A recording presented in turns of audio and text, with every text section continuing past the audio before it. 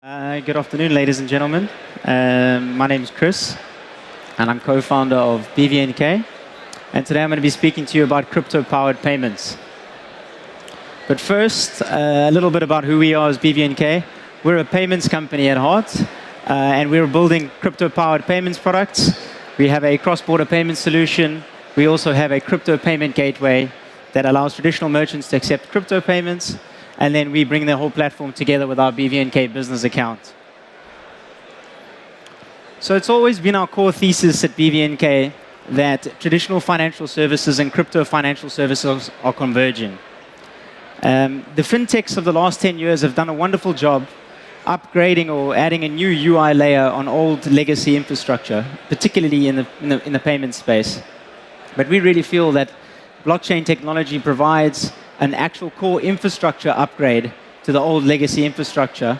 And that's where we really see innovations at the forefront within this payment space. I always like to use this slide to really show how disruptive technologies are adopted at an increasing and accelerating space. This specifically shows all the large cap tech stocks and how long it took them to accrue value and reach $1 trillion market cap. On average, they've taken about 33 years, and Bitcoin took 12. So you can see that accelerating value creation coming through. There's another great technology adoption curve that I like to look at. This has basically plotted the internet users tracked to 1 billion. And if we plot that same growth trend and add it to the adoption of crypto users, you can see that by around 2024, we should hit 1 billion users in crypto. Current estimates put us at about 220 to 250 million end users. So if we are talking about adoption, and despite the depressed prices at the moment, we're still seeing adoption and interest grow across most industries. You can see a slide showing that 81% of all, of top 100 public companies are using blockchain in some way, shape, or form. If you zoom in a little bit on the payment space, we've had a few recent announcements where PayPal are adding a send-receive feature to their buy, hold, and sell product. But also more recently, MasterCard looking to help very highly regulated traditional financial institutions access crypto trading services for their end customers. So, I'm going to take you through a couple of slides here looking at the end user adoption of crypto, or some of the slides that we're looking at, because at the end of the day, end user adoption will then drive payments adoption. So this is quite an interesting slide showing the number of active addresses on the Ethereum and blockchain network through time. We can obviously see the 2017 retail bull run put together the initial curve, and the 2021 bull run saw new all-time highs. And what this chart is particularly showing is, again, looking at the Bitcoin and ETH network, but these have now become proven systems for transferring value. They're moving billions of dollars daily, and this really shows to me that there's early signs of blockchains being able to support a global digital economy. I like this chart as well. It shows kind of another version of Bitcoin adoption. This is Bitcoin's annual transfer volume. As you can see, it's already reached about 14 trillion just year to date in 2022. So it's just showing the size of the crypto economies are significantly larger than they were 5 years ago. So all this talk about adoption, what does that really mean for Bitcoin as a payment rail? So I think there's 5 things we really need to look at here, or 5 things we need to touch on, or 4 things. One being, the speculative nature and volatility of Bitcoin does not really lend itself well to mainstream adoption within payments. We've also got the digital gold narrative that has come to fore in the last few years, and that's really stopping end users from wanting to spend their Bitcoin. The core kind of piece is transaction speed. So naturally, Bitcoin's transactions per second is probably not suitable for a scaled payments network. You can see that MasterCard does something around 24,000 transactions per second, whereas Bitcoin's in the region of 7 to 10. So we also have people working on the Lightning Network, and this is specifically looking to solve the transaction per second, but it doesn't really solve the kind of volatility aspect of Bitcoin to be used as a payment method. So again, this is kind of just another chart showing Bitcoin's transaction per second, and it's not really going to give us what we need to do, what we need for an upgraded payment rail. And although the Lightning Network is gathering momentum, we're just not there yet. And they're more kind of focusing on Satoshi's original vision of Bitcoin, which was peer-to-peer electronic cash. And so, despite some early successes in El Salvador with the Chivo wallet, the Lightning Network still has some way to go. So, what does that mean then? If Bitcoin is not really fit for purpose as a scaled payment rail, we really find that Ethereum is kind of leading the way, specifically on transaction count, but also on active wallet addresses on a monthly basis. So this shows adoption there as well. And I think the innovations around what's being built on top of Ethereum, which is really DeFi, NFTs, but particularly stablecoins, is really proliferating an explosion of payments innovation that we're seeing today. I love taking a look at these charts as well. This is the massive growth in stablecoin issuance over the last couple of years, and you can see that J-curve growing. So the chart on the right is total stablecoin issuance, and as you can see from 2 years ago, it was under 10 billion, and we're now sitting with about 150 billion of stablecoins in issuance. And the chart on the left is fiat-backed stablecoins, which is specifically still about 90% of the total stablecoin market, despite a couple of experiments with algo stablecoins. And one kind of unique data point is USDC has already settled 3.8 trillion of transactions to date, which I think is always pretty impressive. This is another stablecoin adoption chart that is very apt. So when we started our original cross-border payments business in early 2020, stablecoins as a percent of total crypto market cap was about 3%. So naturally, liquidity and adoption and issuance wasn't there yet. But as you can see, we're almost at 17% today. And it's just showing the increasing importance of stablecoin infrastructure in the Ethereum blockchain to the payments use case. And you could arguably say that stablecoins are really one of crypto's killer apps. But if we're focusing on stablecoins, what does really that mean as stablecoins as a payment method? Well, we have kind of 4 things we need to zoom in on here. One is that they are stable, first and foremost. Naturally, it's a low volatility asset because it's pegged. We then have it's able to be a singular form of global digital money. At the moment, we have fragmented forms of digital money. Your Square app doesn't really talk to your Venmo wallet, but with a kind of stablecoin, you have a global standard for a form of digital money, and then naturally the transactions are secured and managed by a blockchain.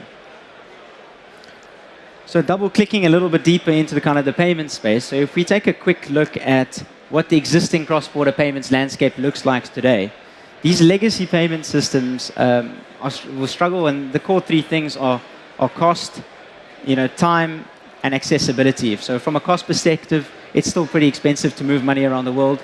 From a delays or settlement perspective, it can still take up to 5 to 7 days to actually get your money on the other side. And accessibility, not everyone can access cross-border payments and move money easily around the world. So what then can an upgraded crypto payment rail do for cross-border payments? It actually attacks it right at those 3 core problems. Speed, it obviously can move at the speed of the blockchain. So a couple of block confirmations and value can be transferred from one side of the world to the other. You then have also got significantly reduced cost. For all intents and purposes, you really only have the network fee or the gas fee as the cost to use the actual payment rail. And then finally, accessibility. This connects end users, payer and receiver directly through a series of digital wallets. So looking at the core benefits of crypto-powered payments, we've kind of isolated 5 of these that we kind of showed through this cross-border payments use case. One of them is speed. The second one is cost, which I've just touched on. But I think a significant one is the settlement times. So they no longer have chargebacks like you do with card payments. You also no longer have 7 to 14 day settlement windows. These can be instant real-time payments powered by a blockchain.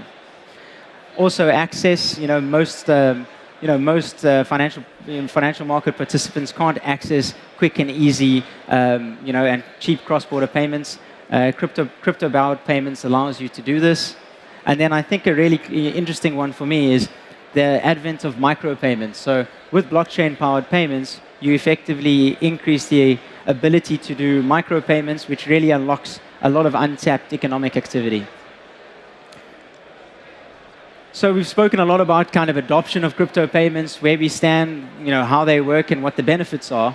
But really, are end users adopting it? Because naturally, you need the end user adoption of crypto payments to really make this relevant. And there's been a recent study from Payments where 57% of crypto users are actually looking to pay with crypto, and 59% of people interested in buying crypto would actually also be interested in using that as a payment method.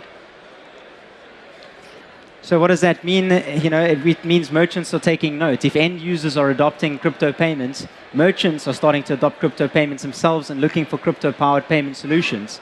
We've seen kind of, it's largely starting to give some of the key merchants a competitive edge, and even some of the bigger payment companies are venturing into the crypto payment space.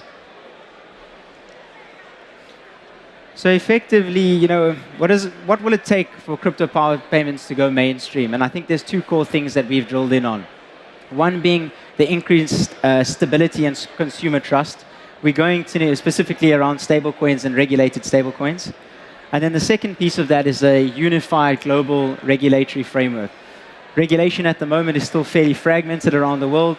Different markets are doing different things. Regulation is moving at different speeds. And I think bringing those regulatory frameworks together in a sort of a unified regulatory framework will do a lot to push the kind of payments industry forward, specifically, ones using a new upgraded payment rail like blockchain. And then finally, I just wanted to kind of leave you with a few kind of trends that we're watching specifically in the crypto payment space, or almost slight predictions. We really believe that emerging markets will lead, the crypto payments adoption. We saw this specifically with some of the roots in Asia, where originally it started with individuals, and now we have businesses and payment PSPs and payment gateways using crypto as a settlement currency. We saw the same adoption happening in Africa right now, and LATAM is starting to get moving. It's no longer in LATAM just a retail speculative asset, but businesses are using it to actually move money around the world and use it to do payments. And then the second piece is broadly what I touched on earlier, but the significant amount of capital that can be unlocked in the pipes. If you understand the existing SWIFT network with Nostro and Vostro, pre-funded Nostro and Vostro accounts around the world, you get a significant amount of capital just effectively stuck in the pipes. And by incorporating crypto-powered payments or using a better payment rail powered by blockchain, you can unlock a lot of that that trapped capital and get things moving at a bigger speed and just better overall. So thank you very much for your time, and please come see us at stand K15 if you have any questions. Awesome, awesome, awesome. Thank you so much for that great presentation.